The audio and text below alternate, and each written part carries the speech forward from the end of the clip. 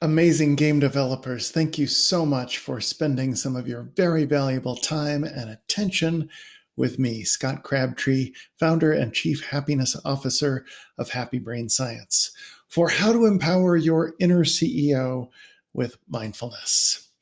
We know how hard it can be to make great games. Forgive the ugly image overload, but I wanted to quickly show you I do and have made games in my career. So here are some of the games I've made. Lots of kids and family games, a card game, currently working on a video game version of that card game. Maybe my games suck compared to yours, but I have made some games. And I've also worked with some big game companies. For confidentiality reasons, I will not say exactly what I've done with whom, but with these big game companies, I have either been an employee, executive coach, consultant, trainer, speaker, facilitator, somehow worked with some recognizable game companies. So I like to think that I have some idea how hard it is to make great games. The problem we are here to work on together is that we are rarely mindful, and it makes our hard game development even harder. I ground all the work I do in as much science and data as possible. So I have sources for virtually everything I'm going to tell you today. Mindfulness science is relatively new science, a couple of decades old, perhaps, depending on when you consider the exact start. And to be clear and candid with you, some mindfulness studies are better quality than others, bigger sample sizes, better process, for example. But I'm grounding as much as possible here in solid science, and I'll occasionally show you sources or talk about sources. But I would much rather spend our limited time together focused on what the science suggests we should do to be better at video game development than to totally geek out on all the sources. I welcome your questions and comments about sources.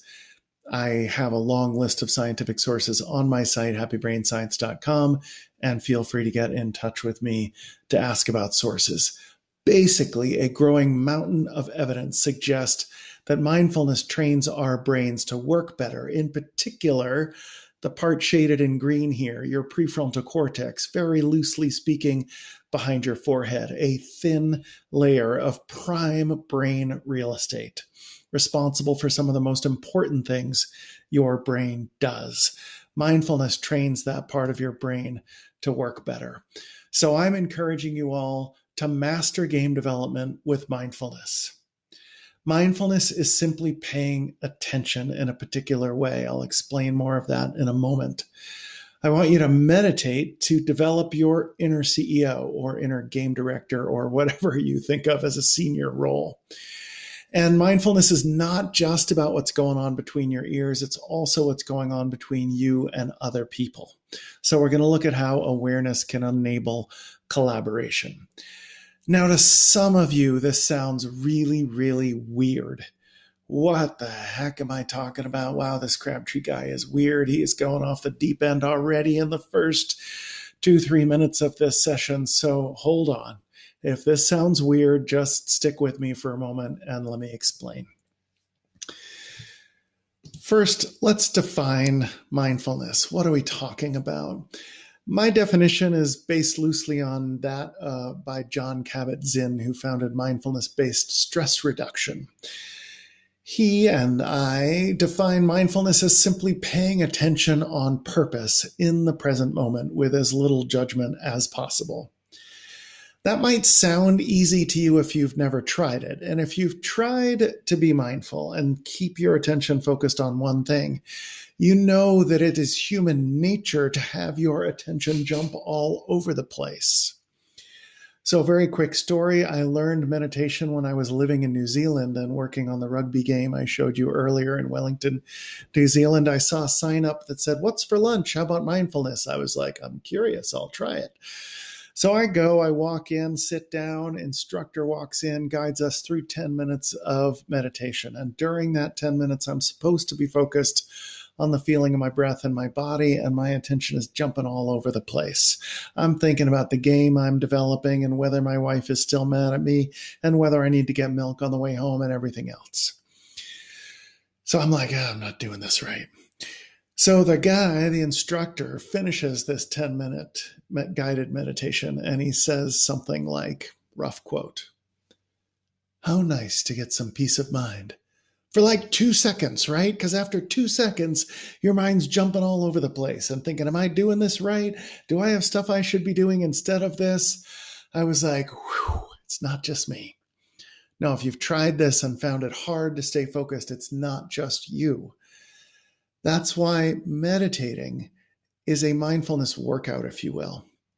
So, the same way that you can get physical activity without working out, but if you work out, you're definitely getting physical activity. Similarly, it's possible to be mindful without meditating. But if you're meditating, you're intentionally trying to have a mindfulness workout. This does not have to be religious or spiritual in any way. It can be. There are some spiritual traditions that include mindfulness, multiple ones, by the way. But I am not here to push any spirituality or religion on anyone. What I will be guiding you through today is entirely a secular experience. So, if mindfulness is paying attention with as little judgment as possible, and meditation is a mindfulness workout, when in a lot of forms you just sit there, why would you do this? I mean, you're busy, you've got a game to make, or more than one game. Again, studies behind virtually every word here. Lots of studies, new ones coming out frequently, show that meditation boosts your brain. It boosts your health, both your physical health, multiple indicators of that, by the way, inflammation, blood pressure, multiple indicators of physical health, and as well as your mental health. Let me make crystal clear, I am not your mental health provider. I'm not licensed nor qualified to diagnose, never mind treat things like anxiety and depression. But the studies, the peer-reviewed research, suggests that those who practice mindfulness have better mental health and reduced anxiety and depression. For example, your happiness goes up. My whole career is based on the fact that happier brains do better work, and life's too short to be unhappy in video game development or any other kind of work. Mindfulness and meditation boost your self-awareness, your self-control, your relationships, your creativity, and productivity. To me, this is like a laundry list of how you can make better games. Couldn't you make better games if you had better self-awareness, self-control, relationships, creativity, and productivity? Never mind happiness and health. So that's why it's worth spending time and meditating and learning about meditation and mindfulness. I know this sounds weird to some of you that haven't tried it. Stick with me. Doesn't hurt. Helps a lot according to the solid peer-reviewed data. Not my opinion, data. It is also my experience. I have meditated almost every day for so many years that I can't remember. At least 15 years I've been meditating off and on. And for the past 5 years, I've been meditating almost every day. It has absolutely changed my brain and changed my life for the better. It is not a quick fix, but it does get results. Wonderful results that can help you make better games, have a better career, and even have a better life. And it's not just science that says so. It is also real-world experience that says so. So a friend of mine has the Awake at Work Institute, and she did an 8-week, I believe it was an 8-week meditation course with the Bill and Melinda Gates Foundation. Aside in May of 2021, it's gotta suck when you carve your names into the side of a building and then decide to get divorced. But alas, I digress. If you know anything about Bill Gates, you know he doesn't do anything without evidence that it's working. So this is self-reporting evidence. This is from a questionnaire administered before and after. But in this questionnaire, participants said there was an 85% boost in feeling more proactive about work. An 80% boost in feeling like you had enough time to get the work done. Whoa, that's huge, right? 64% improvement in a feeling that you could focus effectively. and a 42% boost in well-being, all from an 8-week meditation class. What can meditation do for you? It can help you enjoy some of these benefits as well. Which is why I hope you will continue with me in mastering game development using mindfulness. We're going to explore in the rest of our time together how mindfulness is paying attention, how you can meditate to develop your inner CEO, and how your improved awareness can enable better collaboration between you and your game development peers. My email address, how to get in touch with me, free resources on happybrainscience.com. Let's dive in to what mindfulness is. But before we do that, let's give you a really short, simple sample of it. I just want you to take 2 breaths with me, and of course you can opt in or out of any of this. Occasionally, pretty rarely, someone has an unpleasant experience with mindfulness. If that's you, don't do it. Change how you're doing it. You are in charge of you, not me, of course. But if you want to try it, or you want a little boost because you know how helpful it can be, meditation is associated with better learning. It's better focus. And so I want to help you learn and focus by helping you relax a little bit. So I'd like you to take 2 breaths with me. I call these 4, 6, 8 breaths. That is, we're going to breathe in as much as possible for a count of 4, hold it for a count of 6, and breathe out for a count of 8. And I'm going to talk you through it, and that's going to be really helpful to some of you and unbelievably annoying to others. But whatever reaction you have to me or anything else, thoughts, sounds, feelings, that's okay. Just try to let it go and return to the feeling of your breath in your body. For most of us, it's easiest to feel this in the nose. For some, it's throat, chest, belly, wherever you most easily feel your breath in your body. For most of us, this is easier to do with eyes closed, so I invite you to close your eyes and get ready, because here comes the first of these 2, 4, 6, 8 breaths. In as much as you can for 4, please. Go. 1, 2, 3. Hold it. 2, 3, 4, 5. And out for 8. 3, 4, 5, 6, 7. In for 4. Hold. 3, 4, 5. Out for 8.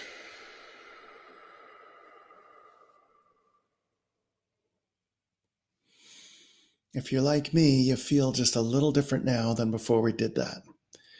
Maybe a little more relaxed, maybe a little more focused. And if you don't feel any different, no worries. That was very, very short. You may have had to have done some meditation, maybe even recently, for something so short to make a difference for you. But if you've never meditated before, well, you have now. It's that simple. It's just focusing on the present moment.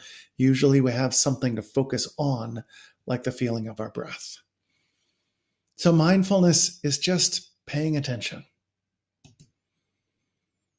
and then noticing that you're not paying attention. And with as little judgment as possible, refocusing your attention. Why as little judgment as possible? Because the part of your brain that judges is different than the part of your brain we're trying to keep active on the front burner, if you will, of your brain. We're trying to keep your prefrontal cortex active and focusing attention. And when you're judging, other brain areas are getting involved. Judging is natural. Boy, this is weird. I'm not doing this right. Do I have to change my breathing? That's normal.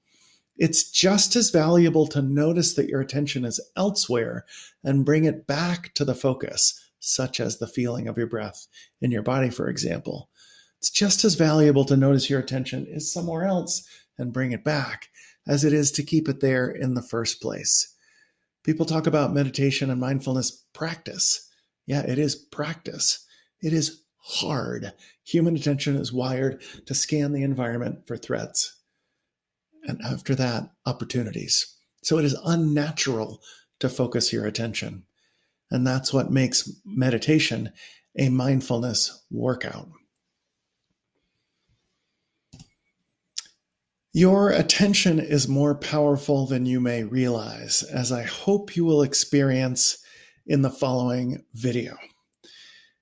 Please enjoy a couple of minutes of this video. How many passes does the team in white make?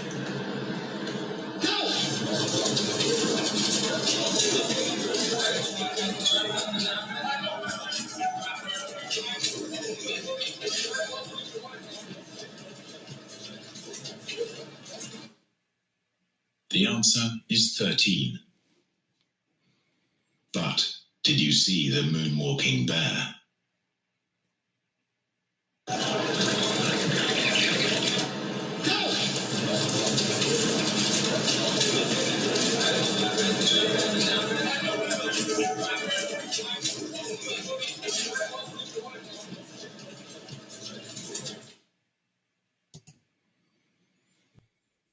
So I hope that video showed you the power of your attention. And in case that video didn't come through for any reason, it's a video of two teams passing basketballs, one team dressed in white, one team dressed mostly in black. And a moonwalking bear comes through the middle of the video. And in scientific experiments, about half of people miss the moonwalking bear. Maybe you missed the moonwalking bear. If you want to find this video, you can find it on YouTube. Awareness test is one name for it.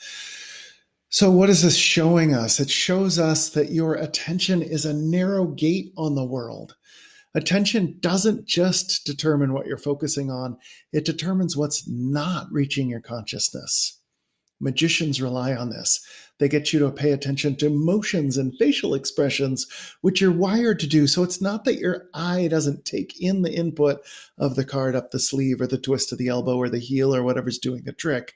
It's that your brain shuts it down because it's not your focus of attention. Scientist named Dr. Csikszentmihalyi, who leads the research on flow, that optimal zone we get into, says your attention determines your experience of life. Control of consciousness determines your experience of life. So what are you paying attention to? Do you have control of what you're paying attention to? According to science, source in tiny font at the bottom, you pay attention to the world with very different brain circuits. What you pay attention to right now, if you're paying attention to me, is your central executive network.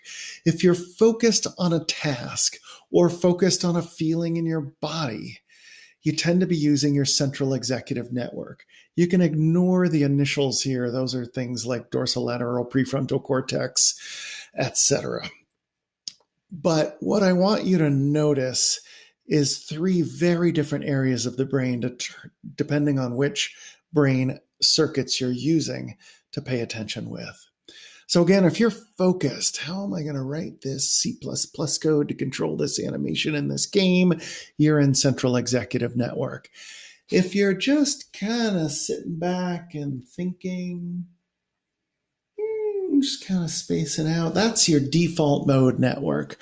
When you're not focused on something, you tend to be just kind of thinking, spacing out. Default mode network has characters and language.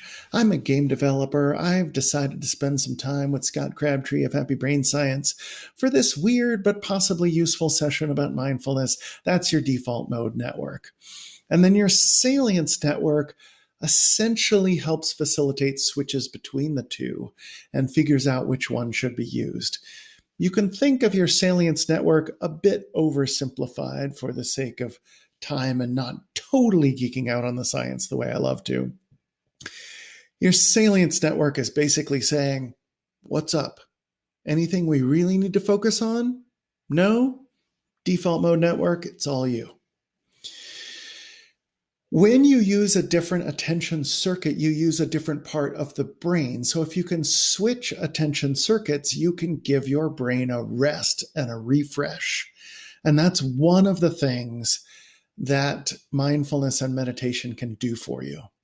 Mindfulness and meditation can rewire your brain to have a stronger salience network that's more able to notice and be intentional about switching.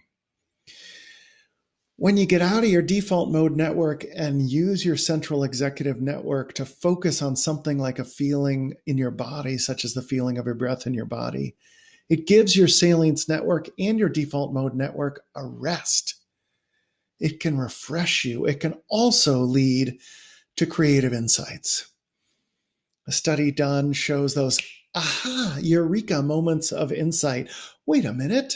I know how we can do this. We can handle this the same way we restructured and refactored the animation pipeline in that PS3 game. Those moments of insight come about 2 seconds after your default mode network shuts up and gets out of the way, and your central and executive network is engaged and listening, if you will. About 2 seconds after you make that switch, you often get that eureka moment of insight. There's a bit of a cliche about if you want those eureka moments of insights, get in the shower, right? Why does that work? Because when you get in the shower, your body is being bombarded with sensory information.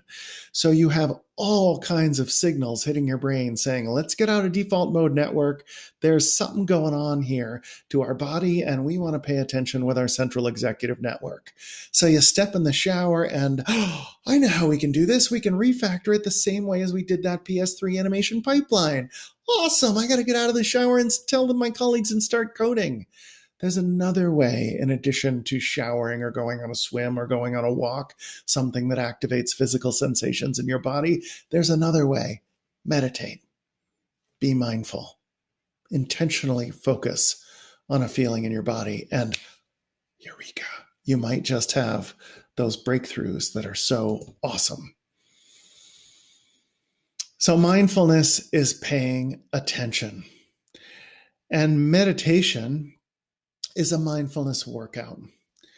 So I hope you'll meditate to develop your inner CEO.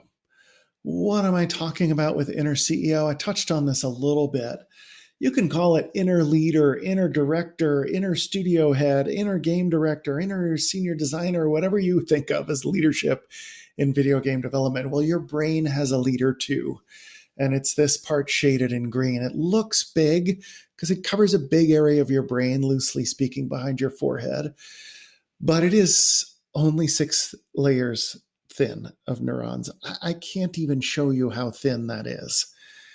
So this is uniquely human, uniquely valuable neocortex, specifically prefrontal cortex, that is responsible for executive functions.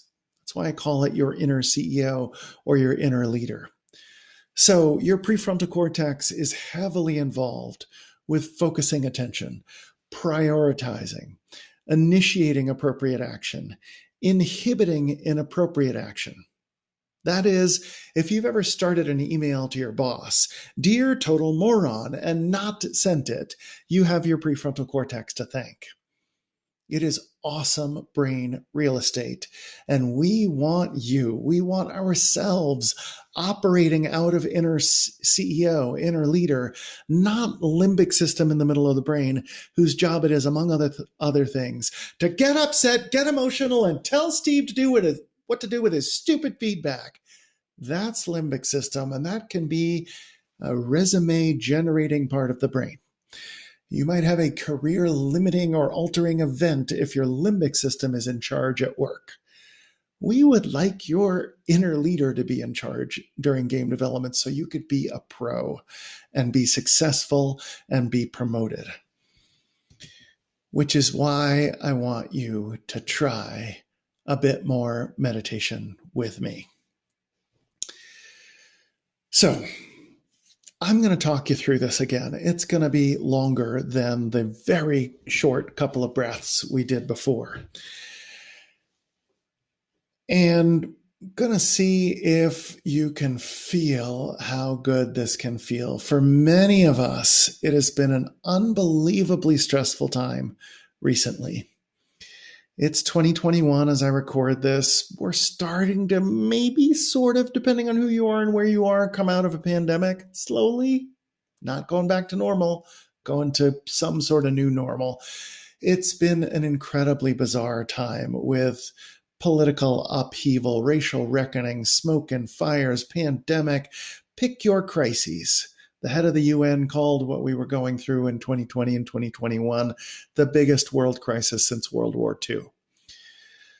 So it's been stressful out there, and meditation can help you relax and recharge, among other benefits. So I hope you will try it with me for very roughly about 5 minutes right now.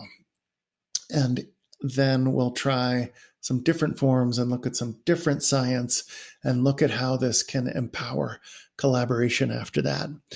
For now, for very roughly 5 minutes of meditation, here's my suggestion. You do whatever you want, but pretty please, with sugar on top, consider getting your hands on your thighs, in your lap, wherever they're comfortable, feet on the floor, eyes closed,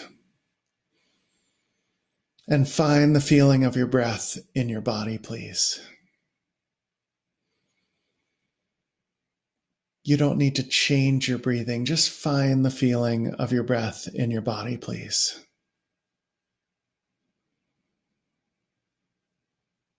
For most of us, that's nostrils. For some, it's throat or belly. Just find the feeling of your breath.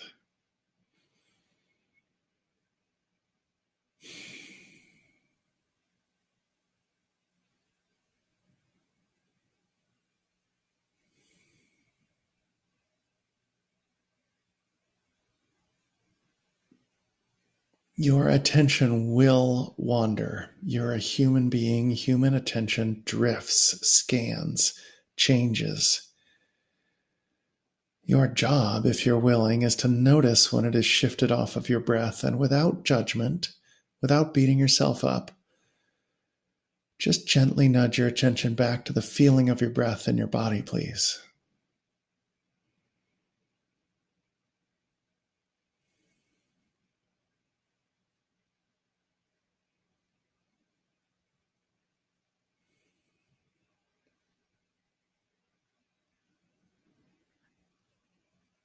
This breath right here, right now.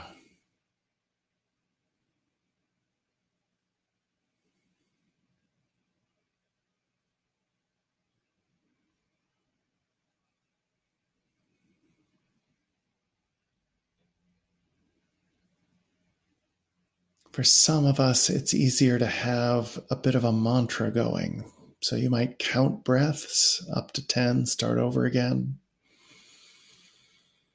Or you might simply say to yourself, breathing in when you're breathing in, and breathing out when you're breathing out. If something like that helps you stay focused, that's fine. Anything that helps you keep bringing your attention back to the feeling of your breath in your body.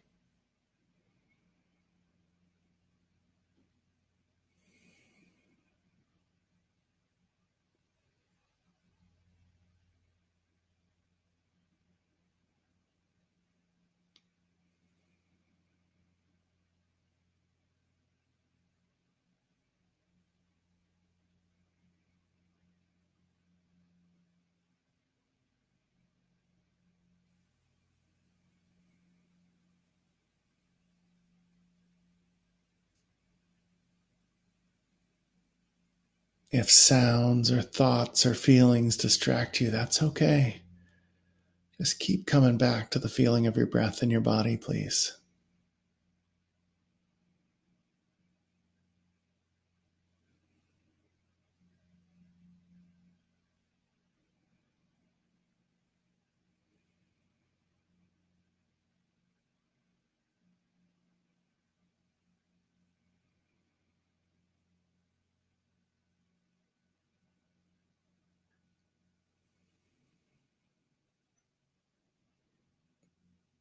Just notice how you feel.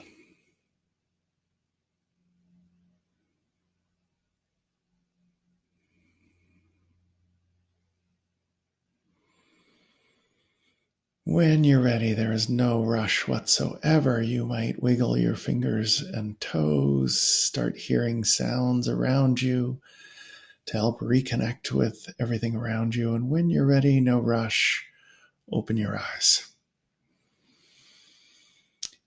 I hope you enjoyed that as much as I did. But if it wasn't so great for you, stay tuned. The most enjoyable form of meditation I've ever experienced is coming up towards the end of this session. This concludes part 1 of this recording. I'll see you for part 2.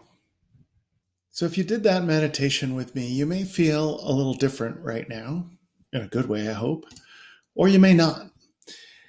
I say that because according to science, it typically takes about 8 minutes of meditation to get a full deep relaxation response from your body and mind, to fully activate what's called your parasympathetic nervous system, your rest and digest system.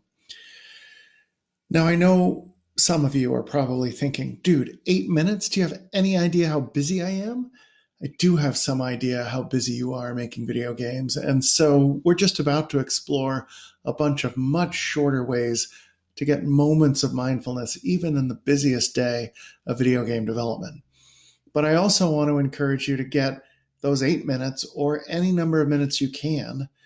Any number of minutes is better than 0 minutes. Get those minutes whenever it fits into your life. If you're like me, you sometimes have trouble falling asleep at night. There are guided meditations that are specifically designed to help you fall asleep. You can find guided meditations where someone's talking you through it on YouTube, various other video sites, and various apps. So let's be clear, there's no conflict of interest here. I don't get a penny whether you visit any of these places or apps or not. But some apps available include Calm, Headspace, and my personal favorite, Insight Timer. Thousands of guided meditations from a variety of teachers, all for free. Insight Timer is a freemium model you'll have chances to pay if you want, a lot like many of the games you develop. So I hope that you will find guided sleep meditations to help you fall asleep at night if that's something you struggle with. Or for me personally, the best time to meditate, in addition to helping me fall asleep if I need that, best time for me is right when I wake up. My habit now is I wake up and I meditate before I even get out of bed. It means I don't forget, and it helps me set a good tone, relaxed intention, focus for the day. Meditation is a fantastic break for your brain, as I alluded to earlier. So for a lot of people, doing it at a lunch break is a great idea. Find those 8 minutes or 4 minutes or 2 minutes whenever you can. And let's talk about some ways of incorporating moments of mindfulness, even at the busiest of work days. So even if you're incredibly busy, I hope you are eating and drinking during your workday. Most of us pay very little attention to what we're eating and drinking. It's almost like we aren't there for the experience a lot of the time. Mindfulness is about being in the present moment, and largely or often it's about connecting to your senses. So I'd like you to practice a little bit of eating meditation with me right now. I have a delicious piece of chocolate handy. I encourage you to pause this video and go get something yummy. Chocolate, candy, fruit, whatever you might want to eat, get it handy. Come on back. Thanks for coming back. Now, I want you to take that bite that you're going to eat, and I don't want you to eat it in a normal way. I want you to eat it mindfully. Or maybe you're drinking. I'm going to talk as if you're eating. So first, look at that thing you're going to eat. What color is it? What textures are on it? Can you feel it? Whoa. Can you drop it? Can you pick it back up again? Can you feel it? Now smell it. Don't taste it yet. Just smell it. Can you really be there for that experience all the way through? Now just touch it to your mouth. Don't eat it. Just touch it to your lips. I know this is weird, but this is a chance to turn a bite of food into a mindfulness moment. And now, finally, I want you to close your eyes, take that bite of food, and see if you can be with the experience, be with the feel and taste in your mouth the whole way through. Close your eyes if you like, it'll probably help, and be there for this bite.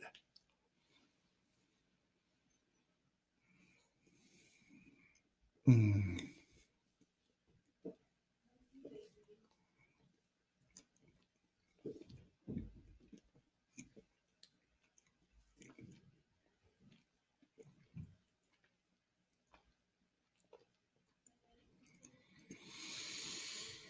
Mm.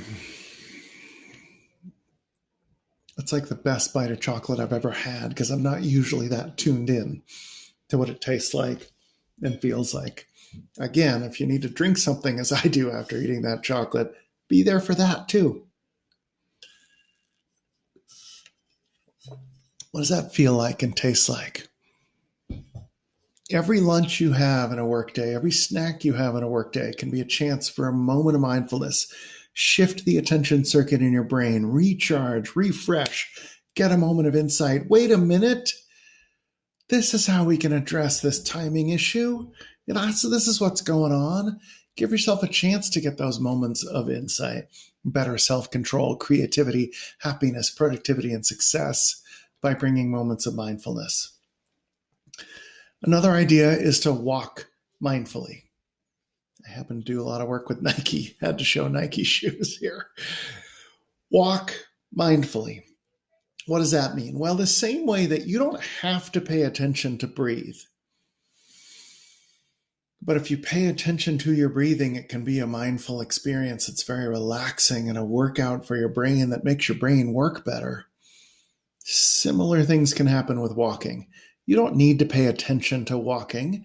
Parts deep in the middle of your brain called your basal ganglia and your cerebellum back here can completely automate tasks that are like riding a bike or like walking. So you don't have to pay attention, which means that when you do pay attention to how you walk, it can be a moment of mindfulness. So the next time you're walking to a meeting, I don't know about you, the way a lot of us walk to meetings, certainly the way I walk to meetings, I'm having the meeting in my head before I get there. I'm not in the present, as mindfulness encourages us to do. I'm in the future. When we tend to be in the future, we tend to get anxious. What's Jose going to think about my idea? Kim's kind of against it. I don't know. You know what? I'm gonna work Kim and Jose against each other. See if I can get John on my side. Then they'll do my idea. They never. And I walk into the meeting and I'm all fired up and in a bad state of mind. And it hasn't even happened yet. When we're in the future, we tend to be anxious. When we're in the past, we tend not to be very happy. Sure, we occasionally happily reminisce, but often when we're in the past, we're sad, we're regretting. Negativity bias, according to science, is something we have that focuses us on what's wrong before we focus on what's strong. So if we go in the past, we're often looking at things we regret or sad episodes. When we're in the future, we're anxious and projecting. When we're in the present, it tends to be happier. And mindfulness is about being in this moment right here. So instead of rehearsing the meeting on your way, instead of getting all worked up about the meeting before you get there, just feel your feet and ankles. What is going on in your feet and ankles? Oh, isn't it interesting how your foot comes up? What does it feel like when your foot hits the ground? What part of your foot hits first? What part carries weight as you roll forward? What's the last part of your foot to touch the ground? Just feel it. You don't have to think through this. You don't have to walk differently. You can. You can walk more slowly, but just be there for the walking. Be there in this present moment, and you'll get a moment of mindfulness. Lots of other ways of getting moments of mindfulness. You might turn a ring or a ding from your device into a reminder to be mindful. What are you doing right now? Do you want to respond to that call or instant message or whatever's coming in your device? Find your own cues. Some of my coaching clients use walking through the doorway into work as a reminder to breathe, relax, focus. Whatever forms of mindfulness and meditation you can bring into your game development life, you will develop your brain. You will develop your inner CEO. Not quickly. This is not a quick fix, but over time, you will develop a stronger brain that is more self-aware, self-controlled, creative. You'll have higher quality relationships, which is a segue to how awareness can enable collaboration. This is not my session on emotional intelligence, but in my session on emotional intelligence, I talk about mindfulness because mindfulness is good for emotional intelligence.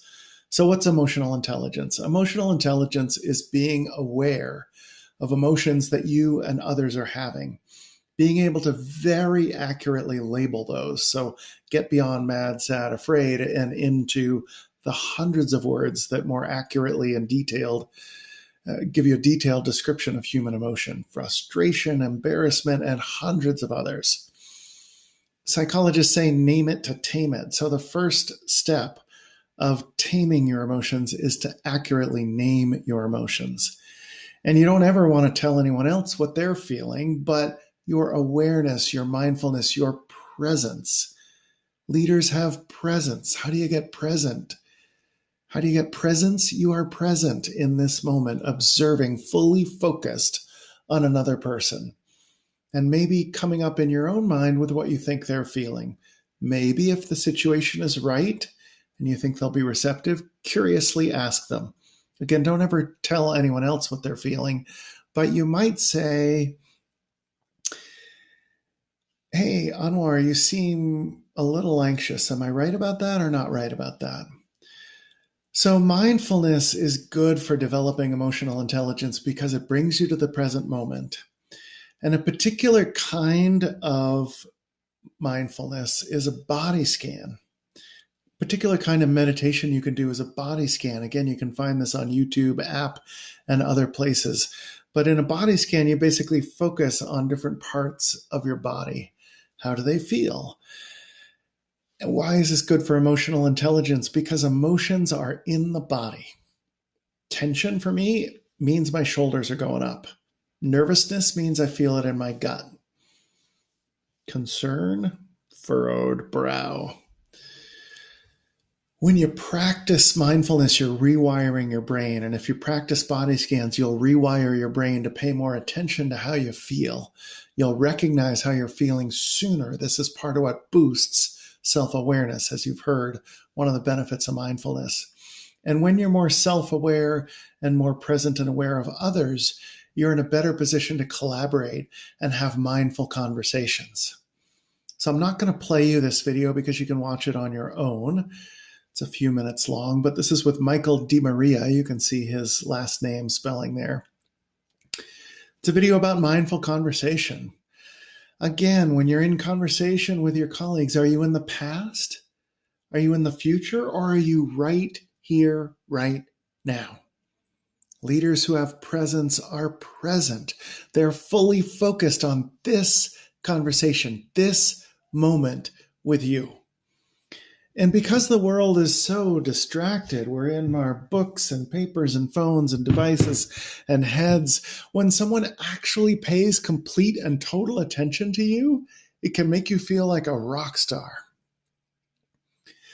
So I'm encouraging you to practice mindful conversation and mindful connection with your colleagues. You know, I teach the science of happiness for a living. I have a company called Happy Brain Science.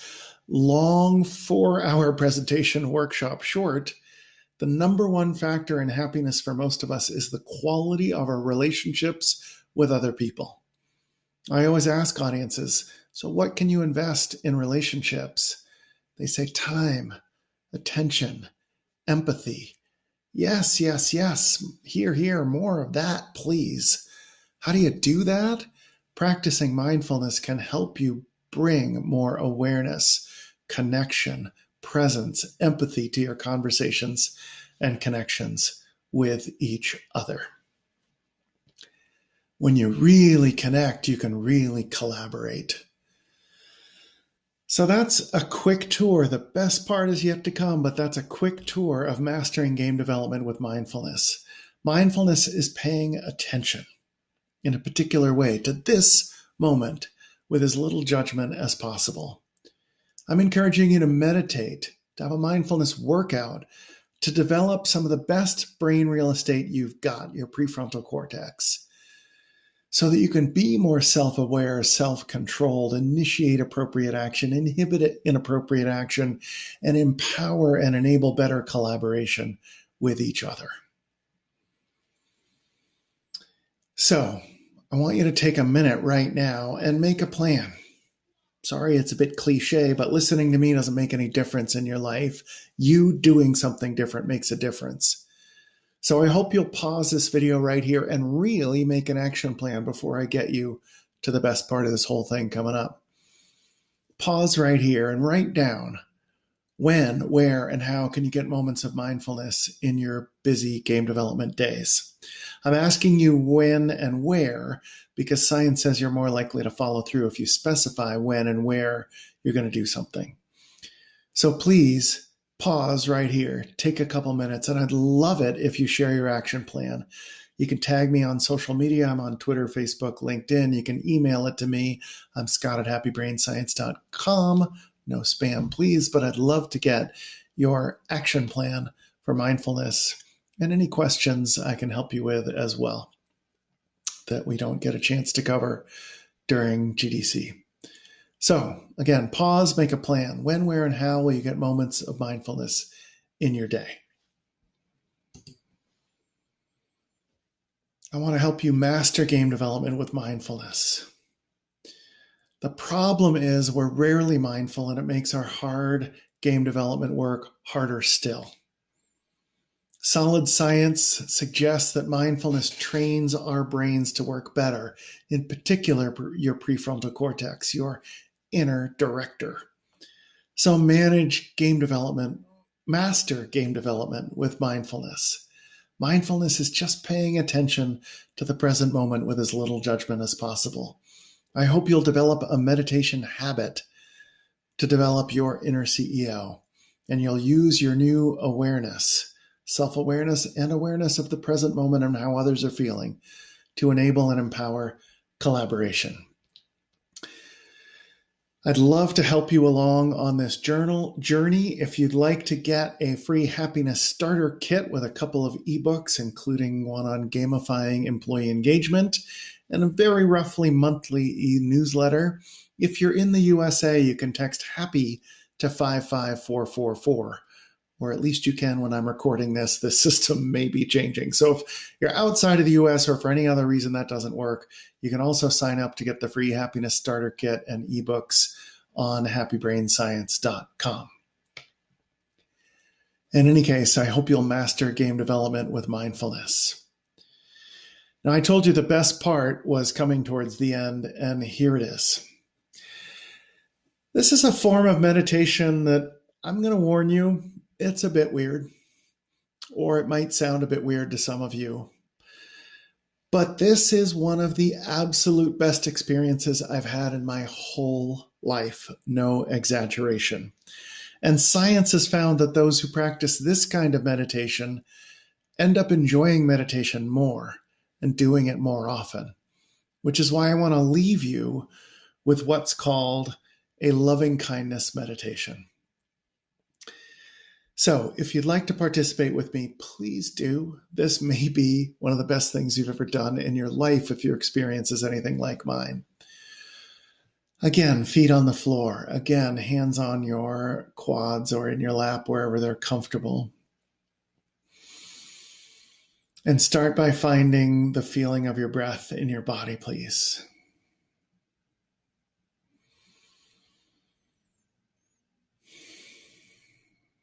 And this kind of meditation is a little bit different. It's going to be several stages here. First, just come back to this moment and how you feel.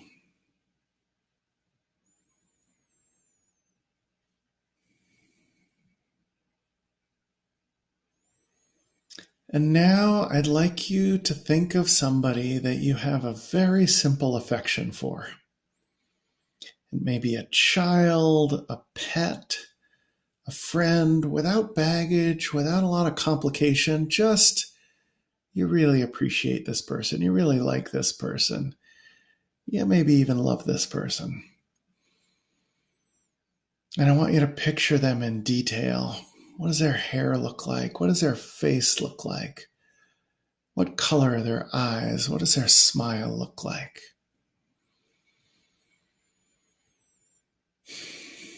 And I want you to feel your affection for this person. You might try putting your hands on your heart, or a hand on your heart at least. This is not something you're thinking. This is something you're feeling, your affection, your warmth toward them. And then let's wish them well. So you can repeat silently after me, or you can say these out loud if you prefer. May you be safe. May you be well. May you be happy. Feel it, your intentions for them. Feel it in your heart. May you be safe. May you be well. May you be happy. Keep repeating those wishes for them and keep feeling it if you can. The feeling will come and go. That's okay. Just keep trying to come back to that feeling of how much you appreciate and care for this person or creature.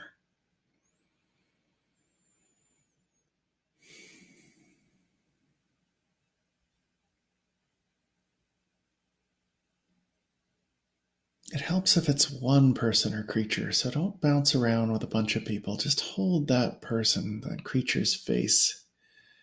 Wish them well. May you be safe. May you be well. May you be happy.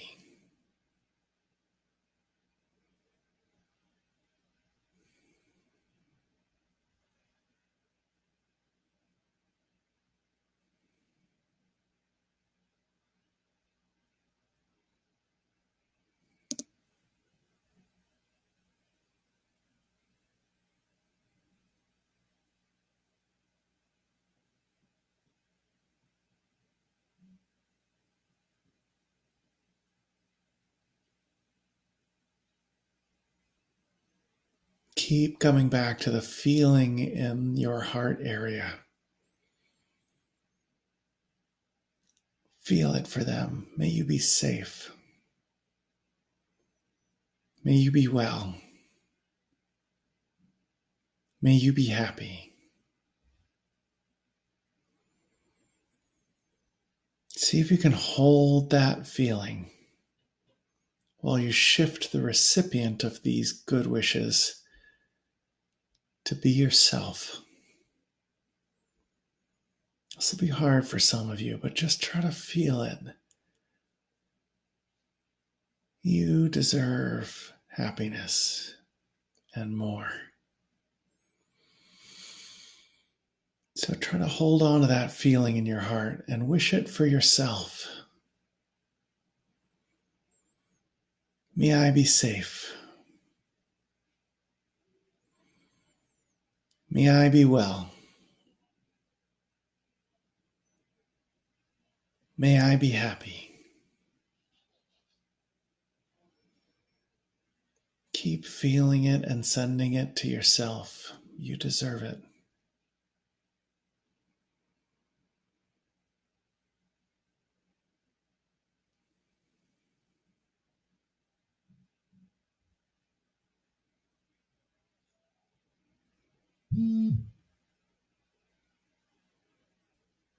Again, you'll get distracted. It's okay. Noises, feelings, thoughts will come up. That's okay. Just keep coming back.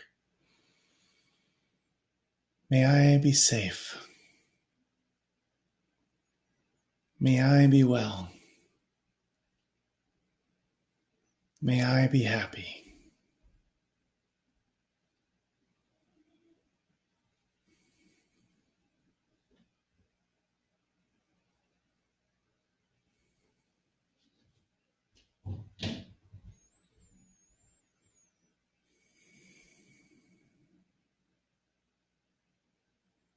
Keep coming back to the feeling. And now, can you expand these feelings, these intentions, this goodwill, this warmth to everybody you work with? Yep, even that guy. Everybody's doing the best they can. Everybody has hard stuff in their lives. Everybody deserves to feel safe and be well and feel happy. So let's wish it for everybody that you work with, everybody in your studio or company. May you be safe. May you be well.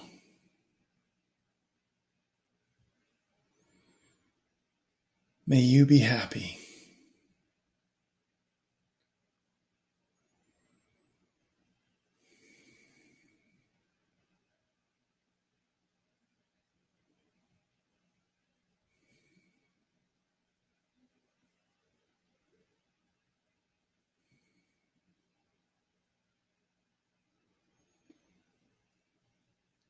May you be safe. May you be well. May you be happy.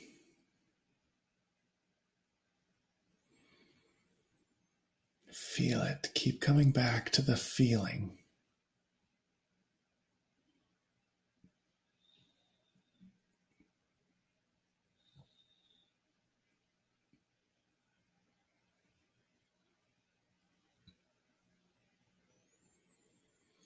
Can you finally expand this to everybody in your city or town or state or country or even the world?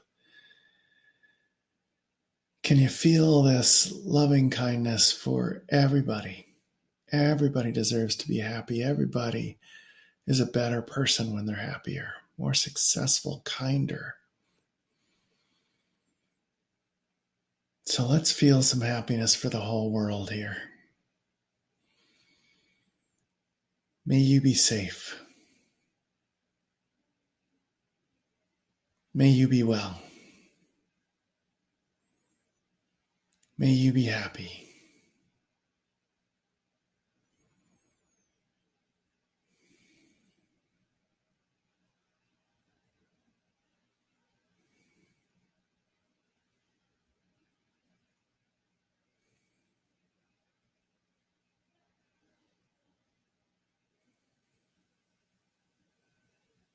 The world needs more kindness, especially after the tough times we've been through. One more time for everybody. May you be safe. May you be well. May you be happy. Take your time. When you're ready, you can start moving your body a little bit, listening to more things around you. Eventually, open your eyes when you're ready. Connect with everything around you. That kind of meditation leads to more meditation because it's so pleasant if you can really get in there and do it in a way that feels good to you.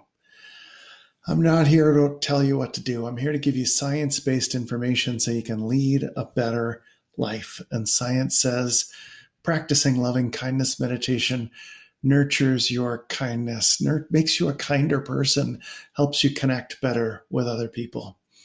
And again, we could sure use a bit more of that, or a lot more of that right now. Thank you so much for coming all the way to the end and practicing with me. And I hope to hear how this goes for you and any questions that you have. Please master game development with mindfulness. Mindfulness is paying attention. Meditate in whatever form, whatever duration, wherever and whenever and how long it works for you. Meditate to develop your inner CEO and use your new awareness to enable kindness and presence and collaboration with others. I'm Scott Crabtree with Happy Brain Science. Thank you so much for joining me.